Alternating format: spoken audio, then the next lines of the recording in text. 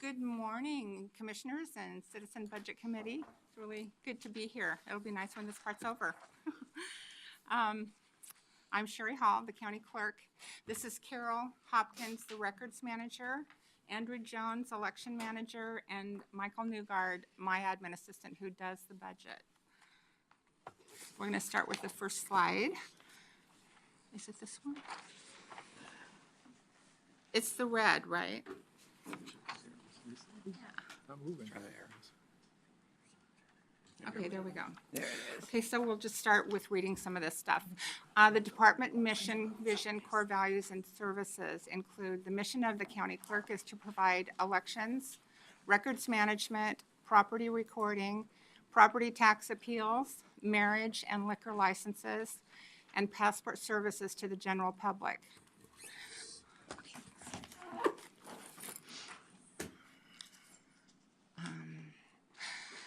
County departments and other government jurisdictions so they can exercise their right to vote, trust in the integrity of the process, and promptly conduct their business in a welcoming environment. And the department structure, the county clerk has basically two separate departments. The county clerk is the Office of Board of Property Tax Appeals, Elections, and Recording. And we're not a general fund department because we don't ask for money, but we pretty self-sufficient because we bring in enough to give you some back when we're done. And the other department separately is Records Management, which is a cost allocated department. And this slide talks about the money we're asking for and the money we're receiving and spending. And so I kind of want to start with some examples of why revenue is trending down some. The revenue reflects projected housing sales slowdown and document page count reduction, which overall decreases revenue. And this has been the trend for a while. Some examples, January 1 to May 10th of 17, we recorded 31,552 documents. January 1, 18 to May 10th of 18, we recorded 28,947, which is a total reduction of 2,605 documents. And those are all multi-page, so I can't give you a cost for that. We'd have to look at each one and see what it was charged at. But also, of the documents we record, the page count is less. Another example, May 1st, 16 to April of 17, we recorded 868 pages. May 1st, 17 to April 30th of this year, it was reduced to 448,099, which is a difference of 60,769 pages, and the dollar reduction on that is 303,845. So you can see that the revenue is trending down rather than up. And then regular documents like trust deeds used to be about 35 pages. Now they're 20 pages or less. Document pages have been reduced in the foreclosure process. Non-judicial foreclosure documents were up to 40 pages, and judicial foreclosure documents are 2 to 3 pages. We get both kinds still, but mostly judicial. The document charge when we record is about $53 for the first page and $5 for each additional page. But we have a new law that will start July 1st, and it's the Housing Alliance fee increase. It went from $20 per document to $60. So that's $60 that we're collecting and recording, but we're automatically putting it out to revenue because they're the ones that are going to use the money for the purposes it's intended for. So that's $60 per document that's just flowing through the county but not staying here. And I'm going to ask Andrew to talk about the elections part. So the election expenditures have been going up over the last few years, mainly due to the motor voter law that was passed a few years ago. We've seen the registered voters in Clackamas County increased by 16% since 2016, and we expect that to continue for the next 5 years while this motor voter cycles through that 8-year DMV cycle. So we expect the registered voters to continue to increase. What that does for us is it doesn't increase the need for FTEs, but it means that all election costs will rise because there's more supplies. We need more temporary help to handle these ballots. Another piece that we would like to do this year is to replace our ballot boxes at the drop sites around the county. I'd like to expand the access to 24 hours for all of them and also increase the security on the boxes. Currently, the ones that we use are repurposed or old post office designed boxes. And one of the issues with that is they're not designed to be locked when not in use, which, considering a lot of our boxes are near libraries and city halls and utility payments, we want to be able to seal those boxes when it's not during election time. The wrong thing goes in the box. So the boxes that we're looking at, they're also designed here in the Northwest. They're designed for vote by mail to help protect the ballots while they're inside from weather, to also make it easier for us to service without those ballots getting wet. And mainly it's just to be simple for the voters that all these drop boxes will be 24 hours. They'll be able to access at any time. There'll be permanent fixtures outside libraries, city halls around the districts. So I'd be happy to answer any questions about those. And you all know that we had an added election this year, which was January, which made our 5th election rather than 4 that we usually budget for. And the state is reimbursing the full cost of that. We've already received a check for $136,808, and the balance owing is $97,927, which will be sent before the end of the fiscal year. So it'll all show up in this year's money.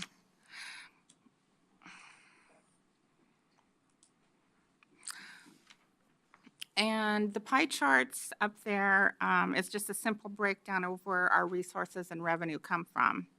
85% of our revenue comes from charges for service in recording, and the other revenue is the election reimbursement. Personnel, of course, is our largest expense, I think, like most departments. We've not changed our number of FTEs in years. We have 19, and we're going to stay with that.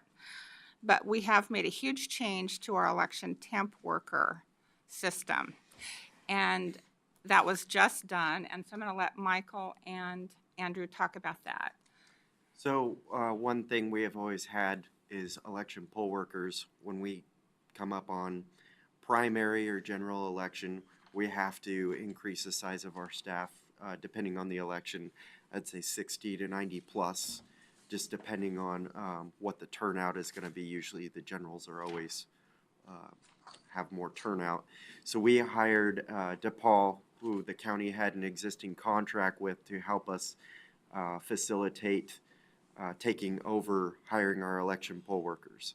And these are people who come in typically for like one to 2 weeks, or even some of them just one day.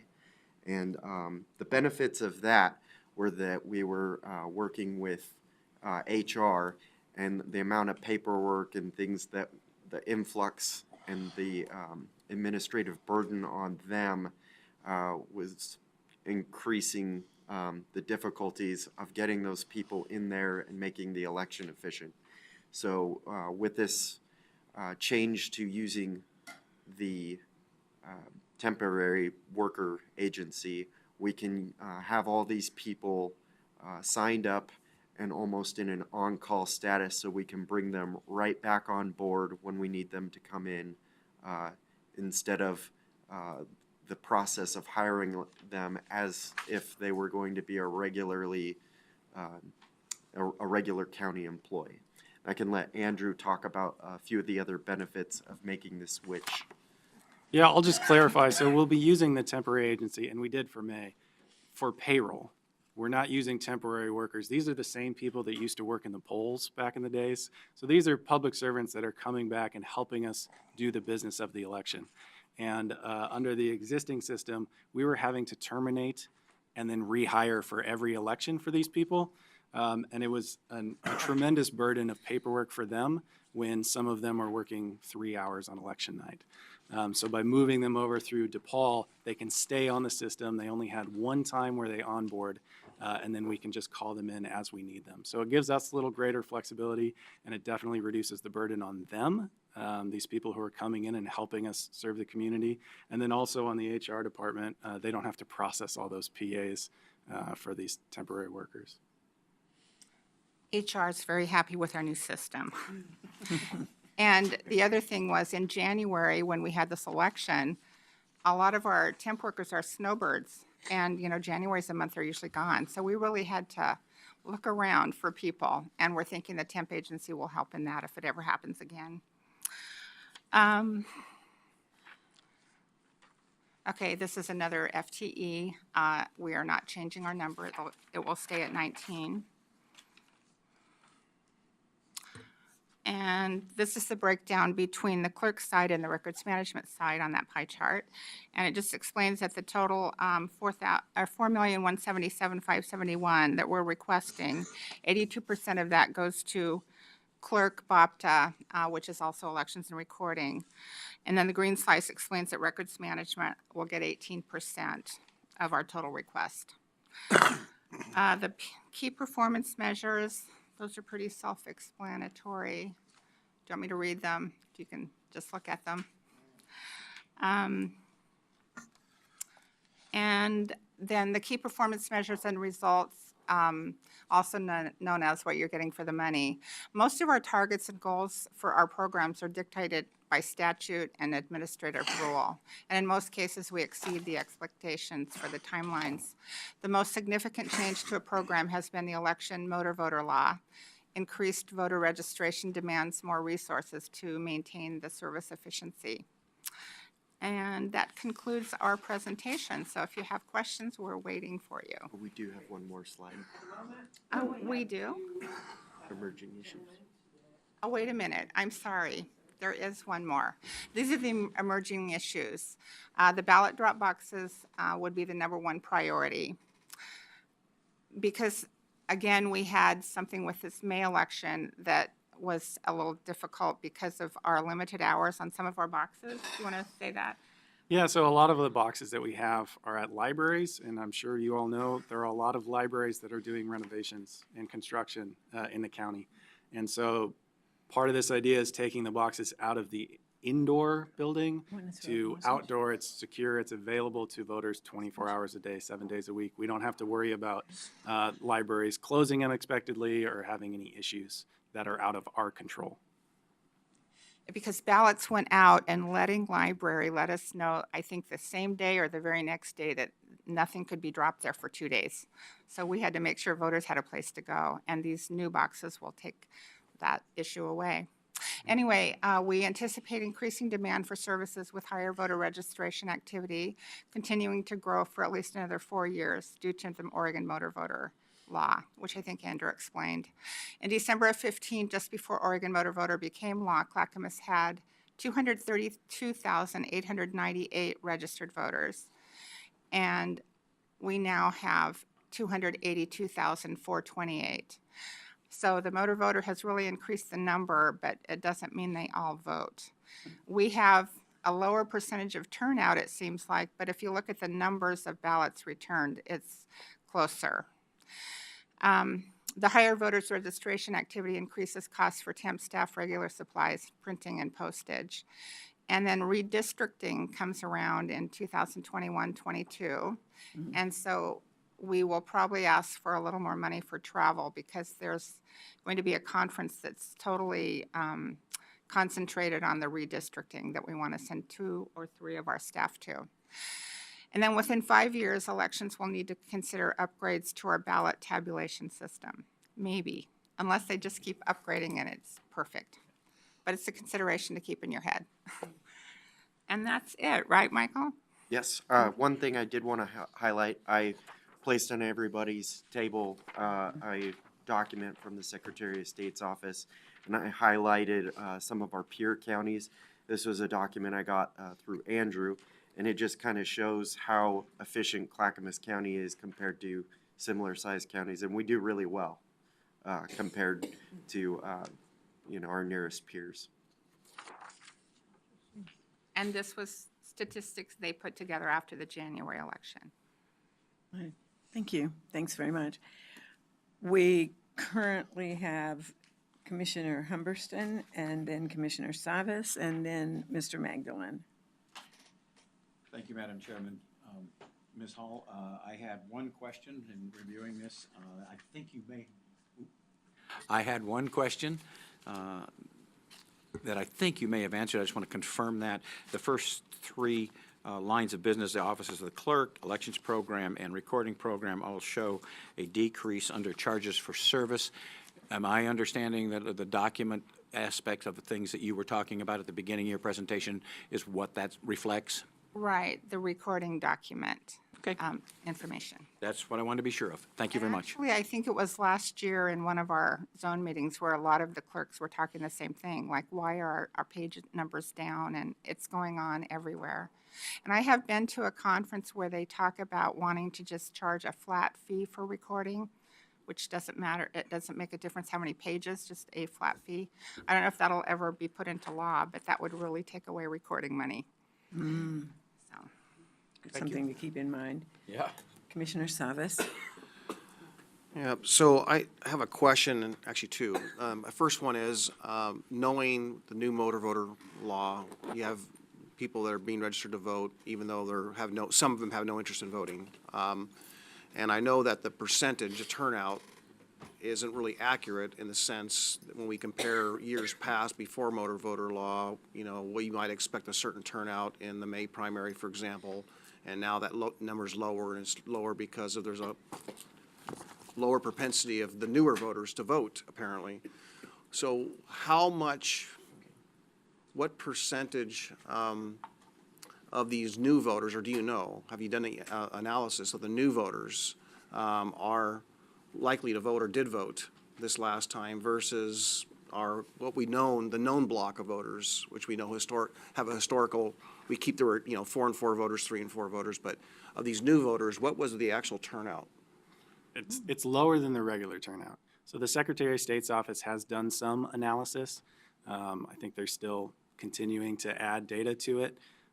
So the number of ballots returned are getting higher, but the turnout of registered voters is getting lower. And so there's some debate whether they should use turnout of registered voters or turnout of eligible voters instead. So I don't have the numbers in front of me. I can get them for you because I know the Secretary of State has looked at them. But like if our turnout countywide was about 30%, I think they're saying it's probably more like 15 to 20% for those motor voter people. So, going door to door during this campaign, I did come across one household that was shared with me their upset of the waste of paper. It's not our elections office fault here, but it's a state policy, right? That felt that they're not going to vote, have no interest in voting, and felt that the voters pamphlet statement and their ballots that they got were a complete waste of money, and can they take themselves off the list? And the answer is? They can. And with motor voter, when you do any business with DMV, they are going to either upgrade your voter's registration or they're going to register if you're not registered. And you can say, no, I don't want to vote. Too bad. They're going to register you anyway. And you have to take the second step to opt out. Okay. Because that is the law. So they can opt out. They can, but it's a second step for them. Mm-hmm. So do you have an estimate of how much extra printing cost was involved in this election compared to previous elections prior to the motor voter? You printed a lot more ballots, right? Right, because we have more registered voters and everybody gets one. Right, exactly. Yeah. We could go back and look. Like Michael said, there's that document that was showing the cost per voter. So we could go back through past elections. We compile that information for each election. We've been able to keep that cost per voter down, but of course that's not answering your question about how Well, I much think total actually, increase there is. just doing rough math, you said there's 50,000 new voters and 87 cents. That's almost $47,000 extra printed just in that one election. Yeah. But you have your fixed costs in this per ballot. Yeah, exactly. So it's not so it's perfect not like to a do that, number but it'll give you an times. idea.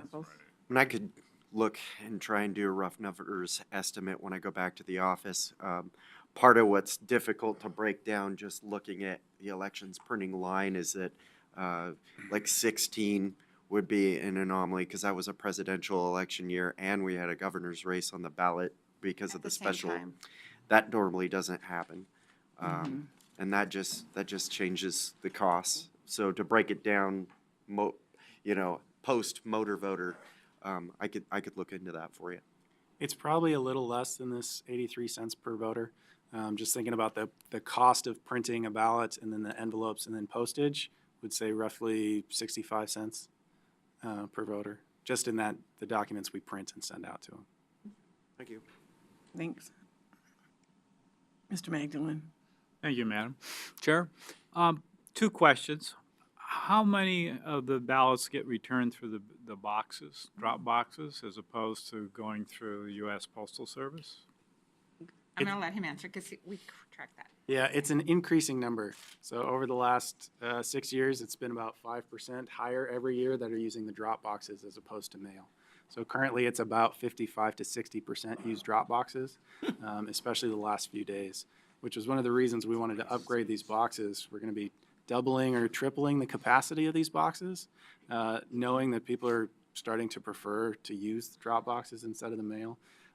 And then especially the last couple days, they really use the drop boxes hard. So, All right.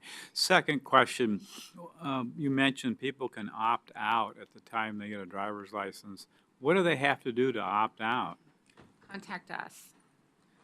there's Or online. Yeah, there's two steps. So the motor voter process specifically, when they go to the DMV, it triggers this motor voter process where they are sent a card that allows them to choose a party or opt out. If they don't return that card, or if they change their mind later, they're automatically registered. And then once they're on our rolls, they can just contact us and we can remove them. And so they have to, it's a separate event. Yes. Yes. Thank you. And when he said choose a party, when the person at DMV is asked if, to register to vote and they don't want to vote, they're not going to name a party. So that's, non-affiliated is what they're put down as, and they have to change their party. But we have a website. It's www.oregonvotes.gov, and you can go into that and do any of your voters registration online. Can you opt out online? No, you have to contact us, right? That's good to know. Mr. Feely? Thank you, Madam Chair. What was the turnout percentage at the recent primary election?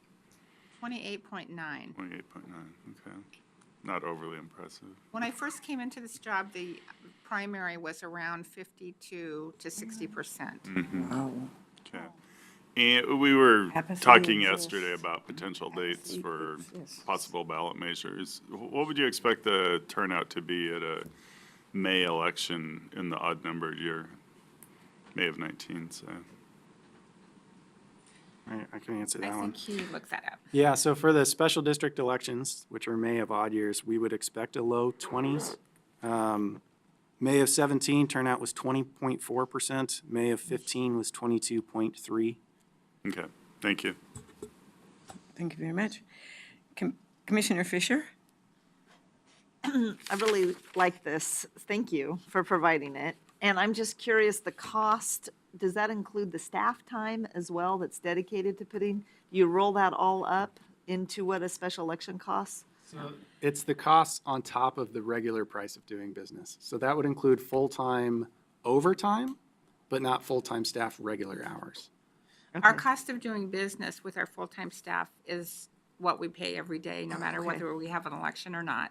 So it's just all the extras. And that's one of the reasons that I think that our numbers are different compared to like Lane County and Washington, for example. Washington County's numbers are lower per average voter. They have almost twice the staff that we do as far as full-time staff. They have 9.75 full-time equivalent. We have 5. We don't need more full-time staff, but it means that those election costs will be a little higher because we have to bring in more temporary staff during election season. That's There's interesting. talk about more full-time staff, but we really don't need it because we have some amazing temps that can basically take over the office if all of us want to leave for a training. They can run everything and do everything we do. So someone who has registered either through motor voter or just, registered because they moved here, whatever, how long does their name stay in the list, and how many ballots do they get if they've never, ever, ever vote on anything? I mean, it used to be years ago, years and years and years ago, or maybe it was just some other state's rule, that if you missed X number of elections, your name came off the rolls. So is there something like that that exists, other than having to go opt out?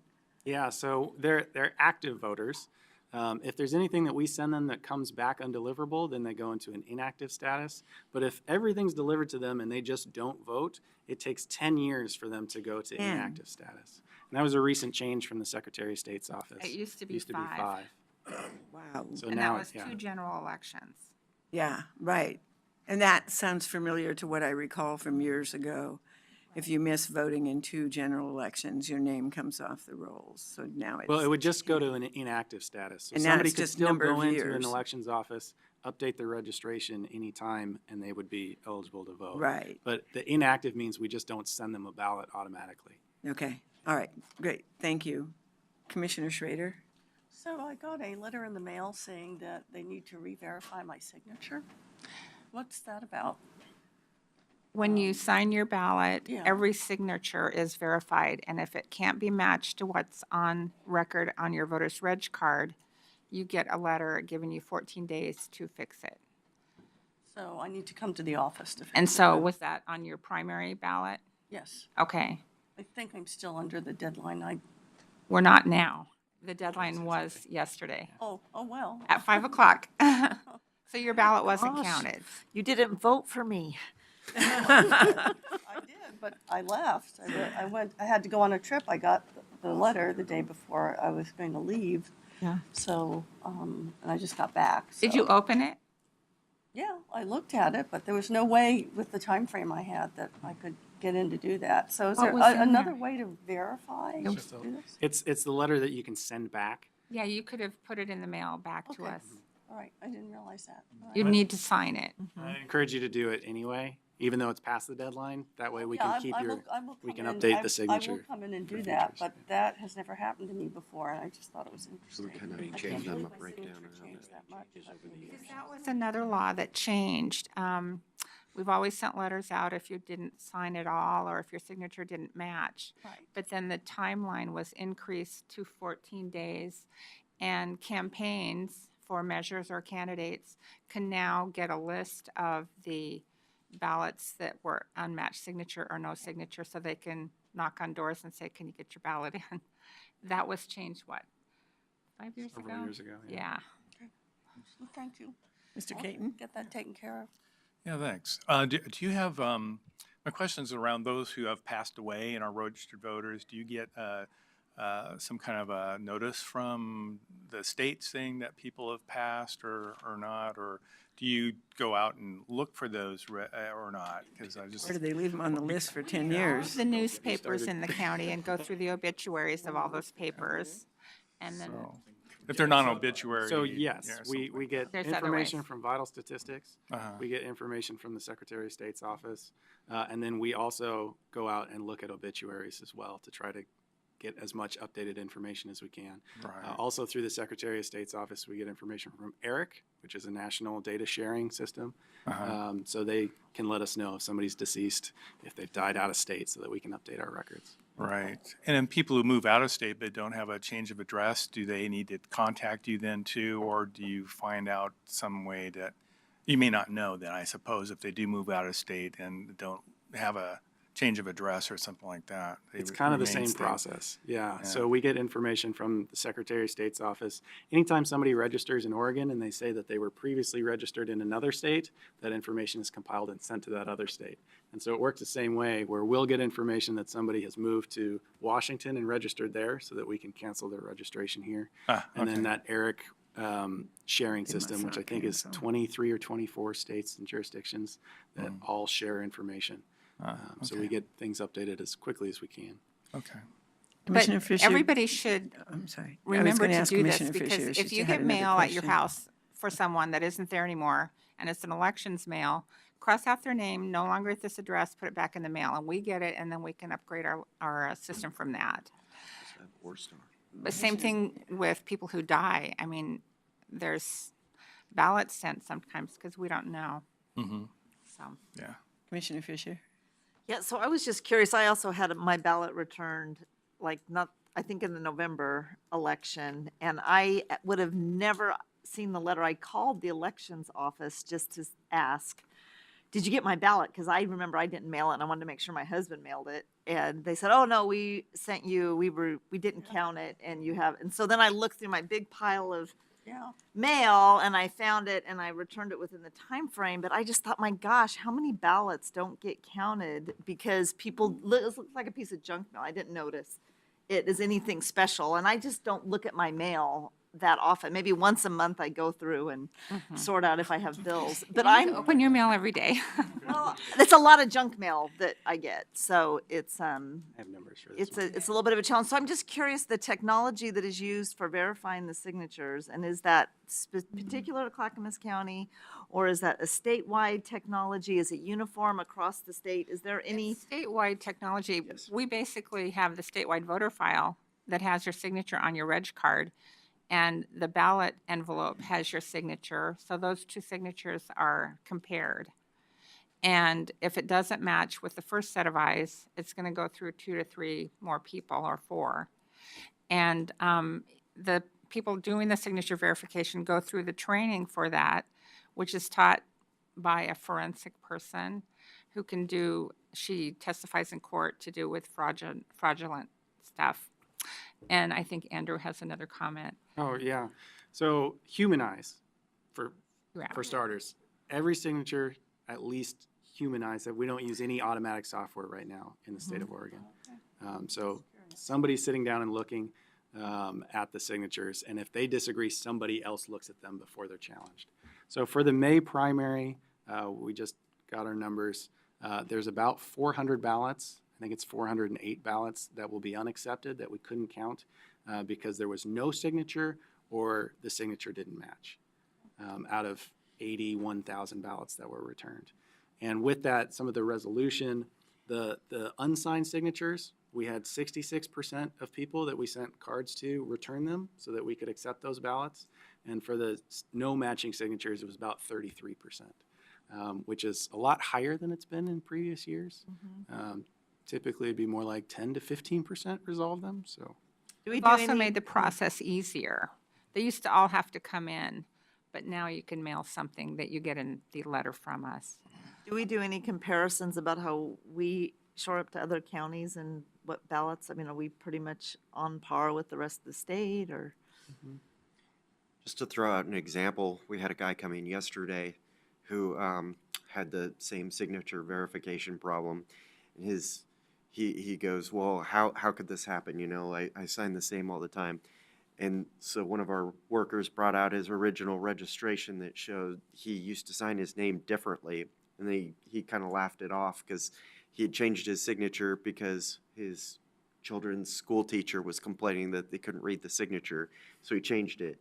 And then he signed his ballot that way, which didn't match up what we had on the registration. So human eyes see that, and it gets kicked back. And that, you know, we don't know who, if it looks totally different, then they have to make that judgment call. And we do compare across the state Oh, yeah. as far as where we For are with how average. many ballots are returned? Yeah, periodically. We look and see what the challenge rate is. And with it less than 0.5% right now, that's pretty standard across the state. It is standard, okay. No, I will get that taken care of because voting is extremely important. And I'm sad. Yeah. It wouldn't have changed, my single vote would not have changed the outcomes, but still it needed to be. But still, counted. it's, But we have had elections that have been divided by one vote, so one vote matters. right, Yeah. one vote does matter. So, Yeah.